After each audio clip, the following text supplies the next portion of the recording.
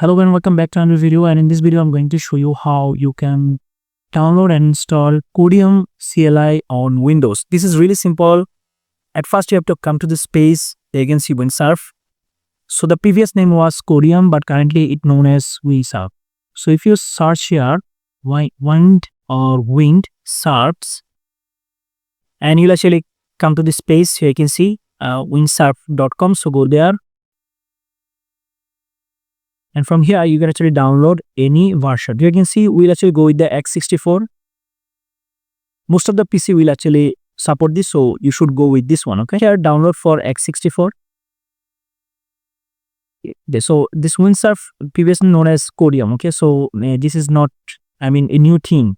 It is completely related to the Codeium. So here you can see it's downloading. Here you can see we have successfully downloaded this. Now we go to the downloaded folder, and from here we are going to actually install it.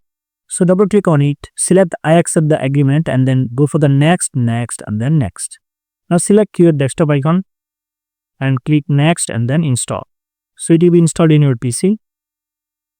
Now let's open this WindSurf. Here get started. VS Code, we select this and we'll click on next, and we select dark mode and go for the next. And now we have to actually log in through the account we had created. So click here login, so that you can actually log in through our account. Basically, you have to create your WindSurf or Codeium CLI account. There you can see I have already created my account, so this is why actually it's showing like this.